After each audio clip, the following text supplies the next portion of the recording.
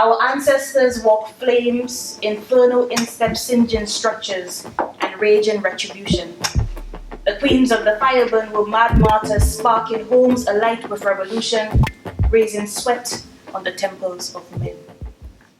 So Fiona Hare, who will come and talk to you and give you some historical figures in a while, is a historian, fashion artist, filmmaker, and she is prolific with her work. She has a page on Instagram called Know Your Caribbean, which feeds Caribbean history, those pockets of history that we never hear about, those key figures in history, the people that started revolutions that we don't get taught in our history books. She has a page where she shares that information accessible for everyone. When you say, oh, let's do a Black History Month, even people, it'll be black, white, everyone feels very uncomfortable with it because for one, black people are kind of exhausted of it. Because like, oh God, okay, we know. And white people are worried like, oh my God, it is going to stay here and talk bad about how all these awful things white people did, all this kind of thing like that. So it makes everyone uncomfortable.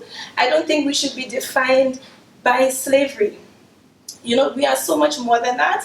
And so that's why I started the whole Chronicles of the Caribbean Bad Girl and Bad Man thing. That's part of like the hashtag I use on the Caribbean when I'm talking about specific stories. What is the term bad girl and what does it mean? Because when she uses it in terms of like revolution.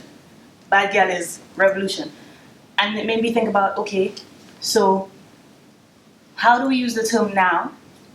What are the struggles that we are going through now? Because we don't have to go out and necessarily burn down buildings and shoot people and kill them live, but we do go through struggles that are very subliminal now. And so the whole project is an exploration of that.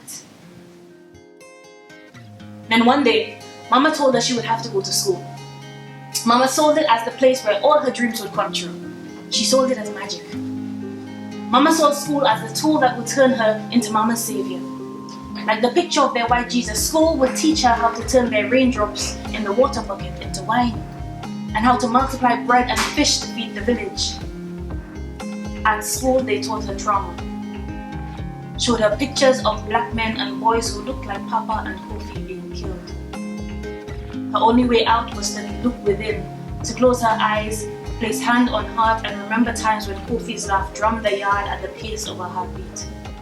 Her way out was to close her eyes and dream of Papa's love. These stories I never heard about. You know, every time you watch films about slavery, it's really depressing. You know, there's never anything about revolution. Everyone loved Django, right? Like, yes, Django and all this scenes, everyone felt empowered, and that was fictional. But we have real life stories here, and you don't hear about it. What I wanted to focus on is, like I said, zooming into people's lives and their experiences and building on that. But do we get any sense of, like, the idea of her migration, or why she migrated, or what she might be feeling or going through now?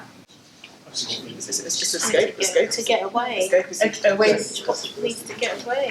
But can't still, because they're shackled to, we were saying, they're shackled to that for an entirety. Because that's how you were brought up. That's you can what physically you move, but mentally and emotionally, those barriers and those connections will always be there, and it's how does she untackle all of that? I think the next one would be what we call the independent woman, which is a phenomenon in the Caribbean. Like a lot of single women, you have single mothers raising kids out of choice, not because, sometimes it's not because, oh, things were so bad I ended up on my own. Inner conflict. Yeah, and again, these were some things I wanted to draw on, that kind of inner conflict. And even with my use of language, did you miss any of the understanding of the story with the Creole that was inserted? Yeah. Quiz is a fit. Oh, okay. So a quiz is a fit, but you got the sense that she goes mother. So that's similar to Tizzy, when people get in the Tizzy quiz. Yeah, it's a quiz. Yeah. So essentially what I'm trying to do is capture experiences, infuse our language, our voice into the writing, because essentially, as Toni Morrison said, if there's stories that you want to hear that haven't been written, then you need to write them yourself.